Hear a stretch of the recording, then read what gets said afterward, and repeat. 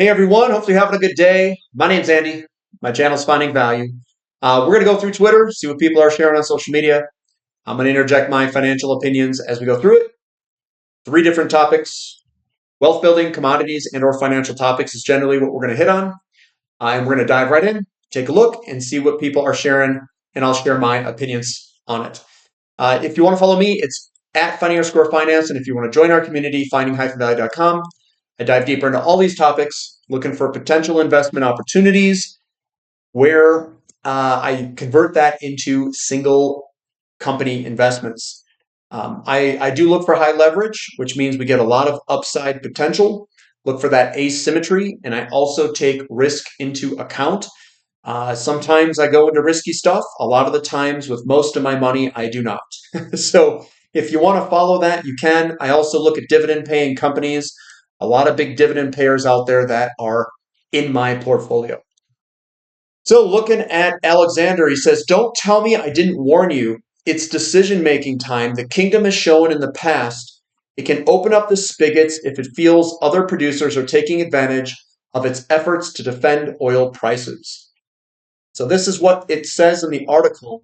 Saudi minister warns of $50 oil as OPEC Plus members flout production curbs.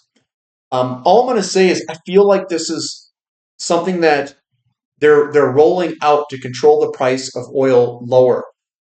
We've got war going on, and all of a sudden, all of these things start to pop up about the Middle East wanting to increase production. It's almost like they're trying to hold oil down as more war comes into the picture. So I think they're trying to just control sentiment. And that's part of the game that they do. So I wouldn't take these articles at face value. I would still buy oil irrespective of what this says. If it were me and I was, I'll say, cherry picking the best companies that are of very good value. So they're trying to scare people. And I saw this too when we got the silver squeeze back a few years ago. It started to break out, and then they released articles that were the exact same thing as this, stating that it's not a good. J.P. Morgan says it's not a good time to buy silver, and it's like, really, you guys released it when we got the silver squeeze going on just because the price went up. I have a feeling this is very similar with oil. I can see crude or gold has been ripping it. Crude oil just follows gold with a lag. And it bottomed in September, October of 2022, and oil generally lags about 18 months to 2 years. You add 2 years to September, October of 2022, and that puts it right where it is today. And then all of a sudden, these are all coming out when global liquidity is rising and a war is underway. I don't know, guys. This doesn't add up. It doesn't add up. Just in, Bank of America is down. Customers report widespread outage. Zero balances showing, CNN. What's going on there? You know what else is kind of weird? You know who's been selling a lot of Bank of America shares? Warren Buffett. Really? Bank of America shares, and Bank of America is down with customers reporting widespread outages. Maybe something's wrong with Bank of America. I mean, and obviously Warren Buffett probably has insider information about it. So I don't know. That's kind of what I'm thinking there. Here's Tavi. It says this chart highlights how Latin American stocks have historically been undervalued compared to U.S. equities in their view. Currently, the free cash flow yield differential is 6% higher for these emerging markets than for American companies. This represents one of the most extreme valuation spreads since the early to mid 2000s, when smaller economies significantly outperformed developed ones. So keep in mind, from the bottom of 99 to 2010, the MSCI Latin American Index versus the S&P 500 rose by 730%. Despite the striking parallels with today's macro environment, in our view, such a scenario would seem unimaginable to most investors. I'm playing the crap out of this here, guys. I'm playing the crap out of it. This is Latin American stocks outperforming. Do you know, in my opinion, what drove this move higher is in the currency exchange rates. Currency exchange rates. And the currency exchange rates in some countries that are commodity producers are already breaking downtrends. It's already here. On the website, we've been looking at potential investment opportunities in certain regions that this will benefit. Last bull market, some of those opportunities from the bottom to top of this exact move went up 50, 60, 70, 80x. Big move from bottom of 2002-ish to top of this.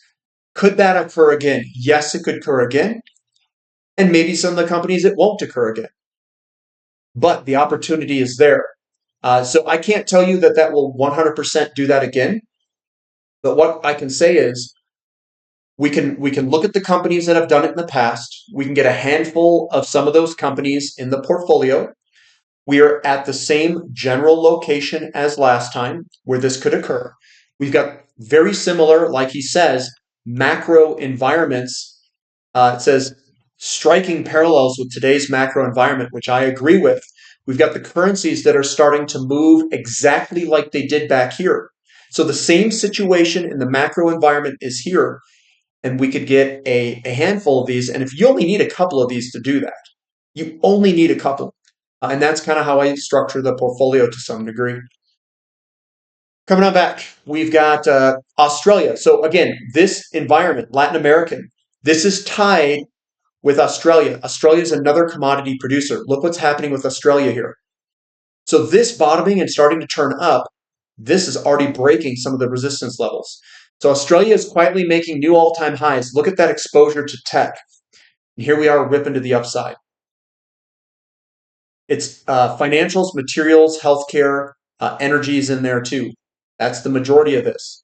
Another thing that is causing this move higher. Let me yank this up real quick, guys. So what's, in my opinion, what's causing this move is the Australian dollar starting to break out here. The equities are front running that move.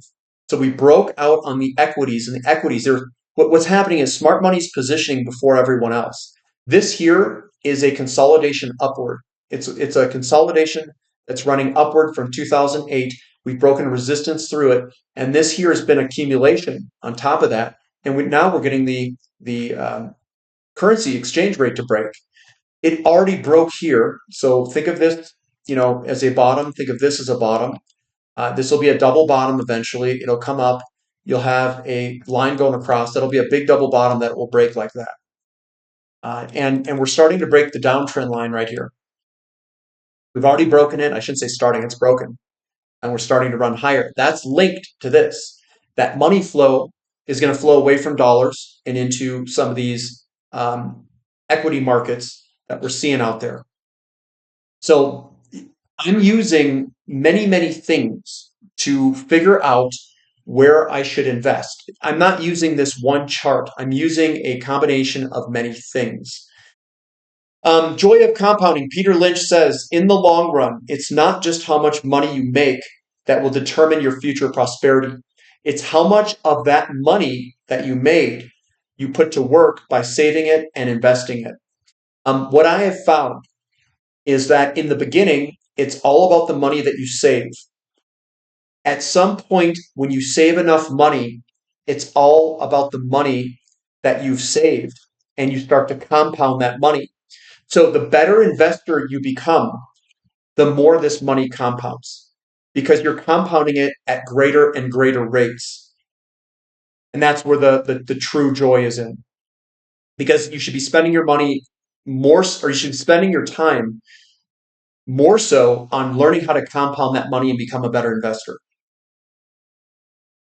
Unusual Whales says COSTCO has added the metal platinum to its list of precious metals sold after selling significant amounts of gold bars at stores. So platinum is entering the mix at COSTCO. Guys, I hate to say this, but platinum is a pretty rare metal. There isn't that much to go around. If they start selling this and it becomes popular, I don't know how they're going to keep that stocked. Like this could be a huge driver of platinum prices going way higher because there just isn't the supply to soak up the demand if there's demand for platinum. And that's one of the things. If we get a huge investment demand in platinum, that could be a big winner. BNN Randy says people have been reducing exposure in oil and are now adding to companies that have torque. Randy's top picks: Imperial Oil, Canadian Naturals, and then for torque, he's got Suncor, Cenovus, and Meg Energy. And I actually agree with these two, or actually with these three, which are oil sands producers. Now, some of these guys have hit their debt level targets. They're aiming their free cash flow at share buybacks. I have even more torqued companies than these, but they're very similar in operations, just smaller in size, and have more leverage sheet torque, balance sheet torque. So if you want to know what I would go into, you can obviously join the website, but Meg Energy is a really good pick. That's what I'll say there. All of us would be better investors if we just made fewer decisions. Daniel Kahneman. Yes, we would be better investors. And I think what he's meaning here is if we just be patient and do nothing. I think that's what he means. Here's Andrew Cote, however you pronounce it. Saying nuclear energy is too dangerous to use is one of the most toxic, misinformed, and damaging lies ever spread. Millions of people have died in the decades since invention of nuclear that would have been happy and healthy without coal-fired plants. Time to build. Solar and wind, I hate to say it, are more dangerous than nuclear. This is wrong. There are a lot of people that die installing wind and installing solar that I don't think are in this. People who fall off roofs that get injured or die putting in solar panels, but I'm not sure if that is put into this mix here. I really don't know if it is. Because they might be measuring it in terms of going and mining coal or running the coal. I'd like to know what they're using as the death rates and accidents and where in that value chain it's at. Saudi Arabia warns of that. Yep, we already talked about that. Forget war narratives and fairy tales. The oil chart has been signaling $200 plus for the last 3 years on completion of the bull flag. When oil breaks through 80, I just talked about 80, not in my other video. The target is 147, then $200 plus. It's squeezing on top of this big support structure. So crude oil, very bullish setup. I completely agree. We could still move in this corner here first, but once we break, guys, it's off to the never land up there. It's going to be off to never land. It's an incredibly bullish setup, and I'm about as bullish as you can get. And this is the reason I'm not. It's not just crude oil that I'm bullish on. I'm bullish on the companies because the companies are so well established. They're cheap too. So you can look at other sectors, but the opportunities are nowhere near as good as the oil companies, in my opinion, based off valuation and based off how much torque they have to the price of oil. And if this goes up to 147, I'm going to be laughing because my dividends are going to be humongous. Per TTE, oil demand will keep growing through 2030, just at a less aggressive rate than historically, is what their opinions are. So this is Seth Klarman. The overwhelming majority of people are comfortable with consensus, but successful investors tend to have a contrarian bent. And then Warren Buffett says the future is never clear, and you pay a very high price in the stock market for a cheery consensus. And you're going to have to live with that, guys. When you get really good, what you learn is that you kind of have to use the charts to get you there to some degree. And then you have to buy when things are murky. Like you just don't know what that future looks like. And that's where the opportunity is. It's when you can't see the future. It's when the future is all muddied with water. And that's when you buy because everyone else can't make you know, they can't make what end is up. And that's why you're getting the opportunity because the future is not clear. Break wave, dry bulk was down for Capesize 3%, Panamax down 1. Tankers were up. VLCC, the big boys, were up 1%. Suezmax were up 3%. Henry Ford says, money doesn't change men, it merely unmasks them. If a man is naturally selfish or arrogant or greedy, the money brings that out. So that's what we're seeing there. So I would like to think that I am not these things. Uh, Maybe partially greedy because I do save a lot of money, and I don't know if that's greed. I think what I'm driven by after all these years is I think I'm driven about financial safety. I don't know if that's greedy. Um, Financial safety and my ability to not worry about finances. The problem is my threshold is probably higher than some other people. Some people think that an emergency fund is $2,000, and I'm like, I would be crapping myself if my emergency fund was $2,000. Um, my emergency fund is, 6 digits. Like I want a big emergency fund that I can weather anything. And I've always been like that. I've always been kind of the oversaver, so to speak. Japan's new government looks to maximize nuclear power. New economy minister says country will eye restarting as many reactors as possible so long as they are safe. AI boom is expected to boost power needs, so pursuing nuclear is natural. I want to. What's up with this AI boom, guys? Everyone and their mom was telling me in the news, governments were like, we're going to shut down nuclear. We need a safer planet. And then everybody's spouting these climate change deals. Now that AI has come along, everyone and their mom is like reversing their stance on nuclear. They're like, oh, we need nuclear because we know artificial intelligence is coming and it requires all this power. I thought it was from climate change. I thought climate change and we were going to shut down nuclear for some reason, and then I'm totally against shutting it down. Don't. That's not my opinion. But that's what they told me. So what is it? Like, what's behind this AI boom that all these governments want to install all this power for? Like, is it somehow benefit them? I don't know. What the heck's going on? Is it a race to generate some sort of war game? I don't know.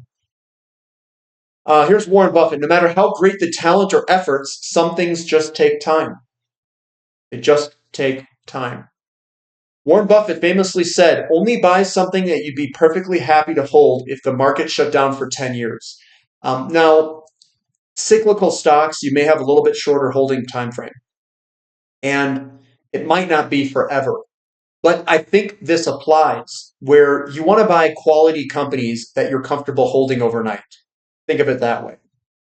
And I agree with them. You want to be participating in companies that you want some sort of financial investment in. You want a seat at the table. And if you were to really dive into the companies and you were to really research them and you only had to choose a certain amount of companies in each sector, what are those companies? And that's what you should be doing. You should be doing the homework up front, accumulating it, have that confidence and the conviction to hold it. And I think a lot of people skip that. They're more likely to put $2,000 into something that they've never even heard of. But yet they're going to research what refrigerator they're going to buy till, for like 10 days. Stanley Druckenmiller at Grand's conference, bipartisan fiscal recklessness is on the horizon, is what he says. He's short bonds. I said that last time, so we'll stop there. But that's what I've got for today, guys. Give me a thumb up for the content. Subscribe to the channel. Subscribe to the website if you're interested. And if this kind of resonates with you, my thoughts and my way that I look at the world, definitely sign up to the website. Maybe you can learn a bunch. Hopefully that's the case. I do a lot of technical analysis. I do a lot of ratio analysis to find where I think the best investments are. And then I go for it. And that's kind of what you got to do. You got to go for it when things are low. And what I'll say is the best investors, if you were to look back in history and see which ones are the best, what do they do? How do they do it? You got to go big. when there's fear in the market. You got to go big when everyone else is selling.